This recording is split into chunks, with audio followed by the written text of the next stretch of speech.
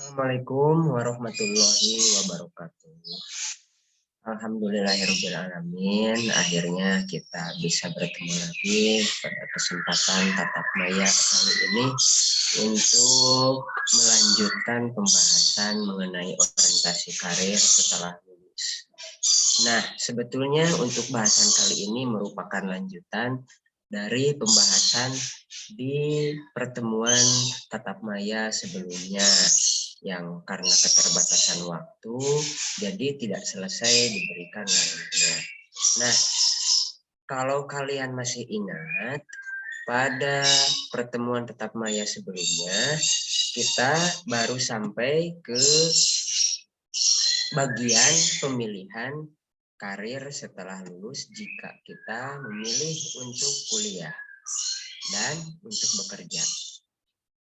Nah, yang belum disampaikan, mungkin di antara kalian juga masih ingat mengenai bekerja, akan tetapi yang belum disampaikan adalah tentang sisi positif dan sisi negatif jika kita bekerja gitu. Baru sampai ke tahap penyajian. Nah, baru sampai ke sini. Tuh, nah, yang akan kita bahas adalah isu yang muncul ketika akan memilih bekerja. Nah, hal positifnya biasanya nih kalau kita memilih untuk bekerja adalah karena kondisi ekonomi. Kondisi ekonomi di sini kebanyakan mungkin ya di lingkungan kita itu sudah ingin untuk mendapatkan penghasilan tetap karena sudah tidak ingin menjadi beban orang tua. Nah, di samping itu juga karena kondisi keluarga kita mungkin dari keluarga yang kurang mampu. Meskipun misalnya tergolong ke keluarga mampu, tapi ingin hidup mandiri. Nah, yang kedua yang menjadi hal positif ketika kita milih bekerja adalah tergiur dengan gaji. Besaran gaji yang ditawarkan beberapa perusahaan itu memang sangat besar. Sebagai contoh, misalnya untuk di PT Astra itu tidak ada penghasilannya itu yang di bawah UMR, apalagi yang di daerah Jababeka. 4.200.000 ke atas itu UMR-nya saja, belum termasuk untuk uang makan dan uang transport dan tunjangan lainnya. Jadi sangat menggiurkan kalau dibandingkan dengan gaji bapak ya, guru atau mungkin teman-teman yang lain, itu memang sangat menggoda sekali.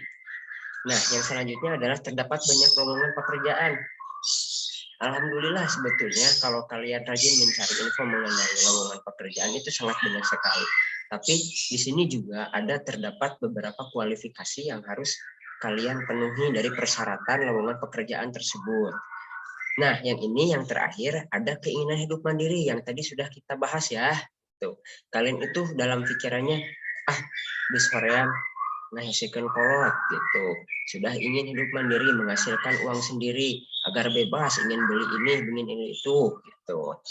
Nah, ya selain sisi positifnya juga ada sisi negatif atau isu negatif ketika kita memilih untuk bekerja. Yang pertama adalah keterampilan atau skill dalam bidang pekerjaan. Nah, di sini kita itu kan lulusan SMA, berbeda dengan lulusan SMK yang dibekali beberapa keterampilan kompetensi yang mumpuni di bidang pekerjaan yang akan dipilihnya kelak. Sebagai contoh misalnya, anak PKR di SMK itu memiliki keterampilan minimal dasar-dasar otomotif gitu. Ketika misalnya siswa tersebut memutuskan untuk bekerja di perusahaan otomotif. Berbeda dengan kita, kalau kita kan mungkin masih awam sebagian dari kita. Tapi jangan khawatir, nanti juga sebelum misalnya kalau ingin bekerja mengikuti rekrutmen di PT otomotif contohnya ya, nanti juga sebelum kita bekerja itu ada masa dojo atau masa pelatihan, biasanya antara 2 sampai 1 bulan. Tenang, itu juga digaji. Kalau misalnya di PT yang terdaftar di Disnaker atau PT-PT yang memiliki kualifikasi grade A. Yang kedua adalah kondisi fisik. Tentu saja, gitu. Banyak sekali perusahaan-perusahaan yang membuka lowongan yang mempersyaratkan kondisi fisik. Sebagai contoh, perusahaan otomotif itu jarang menerima karyawan yang di bawah tinggi badannya itu 160 cm, biasanya 163 sampai 165, bahkan di IGP bisa minta mereka 167 itu. Selain kondisi fisik, tinggi badan, berat badan, ada juga yang paling penting nih kalau kalian itu adalah kondisi mata. Mereka tidak mau menerima karyawan yang memiliki minus di atas setengah, karena akan sangat berbahaya sekali jikalau misalnya matanya minus atau rabun jauh bekerja di perusahaan-perusahaan seperti otomotif atau elektronik. Kalau terjadi kesalahan yang menjadi resikonya sendiri kan Anda sendiri gitu. Sangat berbahaya sekali, sangat beresiko. Jadi perusahaan tidak mau mengambil resiko tersebut. Nah, yang ketiga adalah sistem penggajian dan status kepegawaian. Nah, ini yang menjadi isu nasional ini. Sekarang kan mungkin kalian sudah atau banyak mendengar dari beberapa media gitu mengenai karyawan outsourcing yang misalnya ketika kita tanda tangan kontrak, ternyata kontraknya itu hanya selama 3 bulan. Sedangkan kan kita dari kampung, dari daerah, berangkat ke kota harus ngekos, harus ini, harus itu. Ada transportasi yang harus dibayar gitu. Sedangkan kita bekerja hanya 3 bulan. Jadi modal belum terganti, kontrak sudah habis. Dan gaya hidup juga sudah meningkat karena gaji yang tadi yang sudah besar gitu. Terus terkadang outsourcing itu juga kan bekerja samanya dengan beberapa yayasan atau lembaga tenaga kerja yang mohon maaf ya, jadi banyak semacam yayasan-yayasan yang kurang bertanggung jawab, sehingga misalnya kontraknya itu kita ternyata bukan dengan perusahaan tapi dengan yayasan tersebut, dengan iming-iming gaji sekian, akan tetapi mereka itu menahan ijazah kita sebagai jaminan agar kita misalnya tidak kabur gitu. Nah, selanjutnya adalah keterampilan manajemen waktu dan keuangan. Mohon diperhatikan. Bapak sangat yakin sekali Anda sudah sangat terbiasa dengan ketidakpunyaan uang. Anda sudah terbiasa memiliki uang sehari cuma 10.000, 15.000 dan Anda bisa hidup. Nah, yang Bapak bayangkan adalah ketika Anda pertama kali mendapatkan gaji di atas 5 juta atau 6 juta, gaji juta-juta begitu, apa yang Anda pikirkan untuk mengelola uang tersebut? Bapak kurang yakin gitu. Bapak ya makanya diperlukan layanan bimbingan karir di sini, salah satunya itu untuk memanajemen keuangan kalian. Jangan sampai kita bekerja mati-matian dapat uang banyak, malah habis tepat rubuh gitu. Nah, di samping itu juga ada keterampilan manajemen waktu. Anda diminta datang jam 7 ke sekolah saja, banyak yang kesiangan. Bahkan rata-rata Anda datang itu jam 7 sampai jam 7.15. Makanya gerbang ditutup jam 7.15. Nah, kalau di perusahaan, itu kalau jam 7 masuk itu harus betul-betul jam 7 masuk. Kalau misalnya telat, itu nanti ada konsekuensi yang harus Anda ambil. Bisa potong gaji, SP1 sampai SP3 sampai pemecatan. Itu harus betul-betul sangat disiplin. Beda dengan sekolah. Nah, yang selanjutnya adalah persaingan saat rekrutmen. Bisa Anda bayangkan berapa ribu saingan Anda ketika Anda mendaftar ke perusahaan yang Anda pilih. Dengan seleksi atau tes yang bermacam-macam, dari mulai tes administrasi sampai terakhir nanti biasanya nanti di MCU dan saat ketika magang atau dojo. Banyak sekali saingan Anda. Apalagi kita harus bersaing dengan lulusan SMK yang sudah memiliki kompetensi tertentu. Tapi kita yakin, insya Allah bisa. Nah, selanjutnya adalah masalah budaya. Budaya di kita itu yang sering Bapak dengar yang di sini, yang penting kumpul keluarga. Kalian tidak terbiasa jauh dari lembur. Sedikit-sedikit ingin pulang, ada libur sedikit pulang. Padahal kalau banyak pulang kan itu akan sangat menguras energi, menguras keuangan, dan juga menguras waktu. Gitu. Nah, itu akan bisa menurunkan kinerja kalian ketika kalian nanti bekerja. Itu beberapa isu yang muncul ketika kita memilih untuk bekerja. Oke, lanjut selanjutnya ke bidang wirausaha kalau kita memilihnya di saat kita lulus dari sekolah. Yang dari bekerja dan kuliah fix sudah ya. Kalau ada pertanyaan silahkan di kolom komentar. Lanjut ke wirausaha. Sebetulnya begini, kesempatan untuk wirausaha terbuka lebar bagi lulusan SMA yang telah dibekali keterampilan dasar pendidikan kewirausahaan yang termuat dalam kurikulum SMA. Terdapat banyak peluang usaha yang sesuai dengan bakat, minat, dan kesempatan. Beberapa bidang usaha yang bisa dipilih diantaranya pertanian, peternakan, jual beli, jasa, dan bidang usaha yang berbasis online. Nah, itulah sebabnya kenapa kita di SMA pun di sekolah ya kita ada jam kewirausahaan 1 minggu 2 jam dari kelas 1 sampai kelas 3. Kalian dibekali berbagai ilmu mengenai kewirausahaan agar kalian bisa berwirausaha setelah lulus. ketika kita memutuskan untuk berwirausaha, bukan berarti kita tidak bisa kuliah, atau tidak bisa untuk bekerja, atau tidak bisa untuk menikah. Wirausaha itu bebas bisa dilakukan kapanpun, dimanapun. Modalnya cuma satu, kreatif dan keinginan. Sebagai contoh, lihat. Dari pakaiannya, dari gambar nomor 1 di sini, terlihat beberapa orang mahasiswa ya, dari pakaiannya nih kita lihat. Mereka sambil kuliah bisa berjualan di pinggir jalan.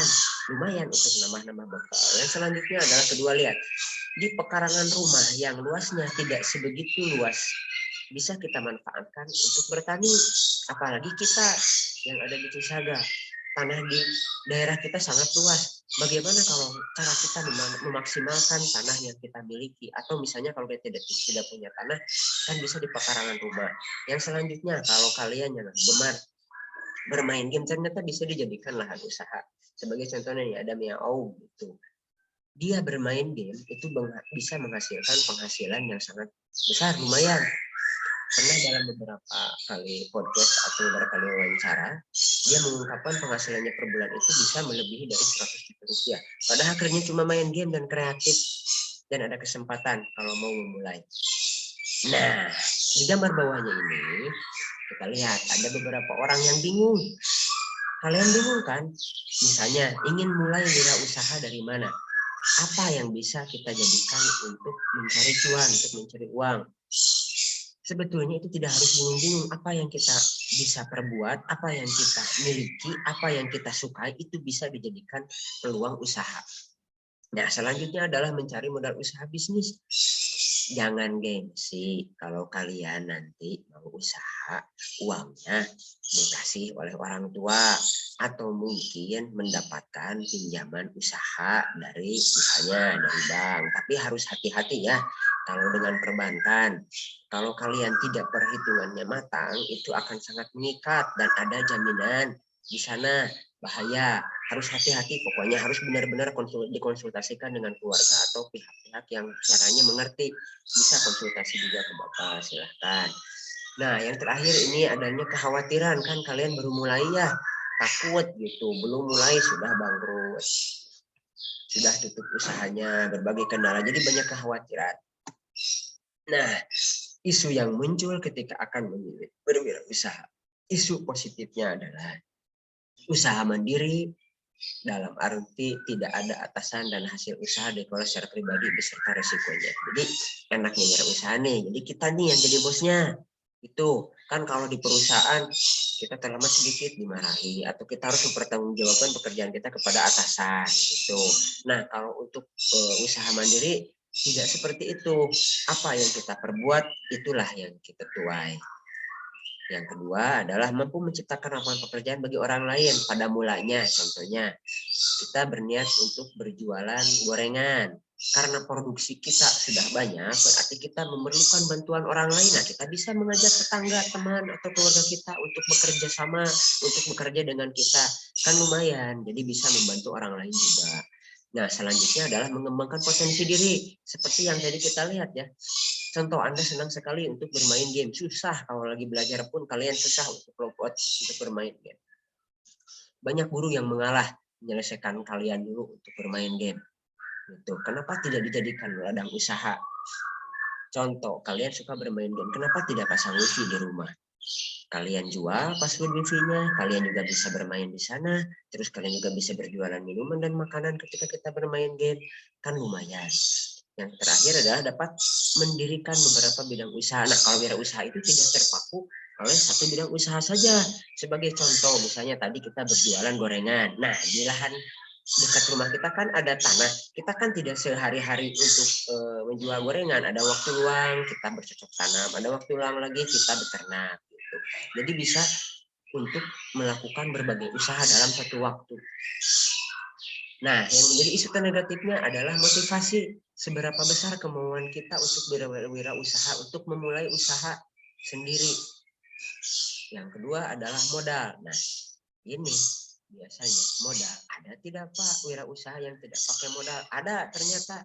Seperti yang tadi, manfaatkan lahan pertanian yang sedikit untuk sedikit-sedikit dari sana menambah modal.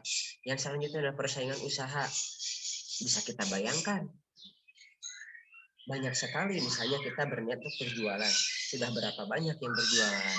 Nah, di sini dituntut adanya kreativitas agar kita bisa berbeda dan memiliki pasar sendiri. Yang selanjutnya adalah kemampuan manajerial mengelola usaha. Makanya ada pelajaran kewirausahaan di sekolah. Itu selain untuk memberikan apa ya semacam kemampuan dasar atau misalnya motivasi untuk berusaha, di sana juga kalau yang Bapak lihat sebelum jam Bapak di kelas tatap muka kan Pak Acep suka misalnya untuk memberikan ilmu atau sedikit materi mengenai manajerial tata kelola usaha gitu. Nah, pembahasan terakhir yang akan kita bahas mungkin nanti karena kembali keterbatasan waktu adalah mengenai menikah. Dan karena menikah itu adalah hal apa ya, kalian itu banyak melupakan mengenai pernikahan di usia kalian, apalagi untuk yang kelas 3 gitu. Padahal usia kalian itu sudah cukup untuk mengetahui ilmu mengenai menikah dasarnya begitu. Nah, untuk pertemuan tatap maya kali ini Bapak cukupkan sekian. Mohon maaf apabila ada penyampaian yang kurang berkenan. Mudah-mudahan di minggu dan bulan ini waktu kita tatap muka bisa kita maksimalkan dengan baik, tidak banyak gangguan atau kegiatan di luar pembelajaran yang mengganggu pembelajaran kita di kelas. Kalau misalnya ada pertanyaan, silahkan Anda bisa menulis di kolom komentar atau bisa langsung datang ke ruang BK atau langsung bisa chat ke Bapak, boleh. Gitu, ya, semoga sehat selalu semuanya. Mudah-mudahan pertemuan tatap maya kali ini menjadi berkah. Akhirul kalam, assalamualaikum warahmatullahi wabarakatuh.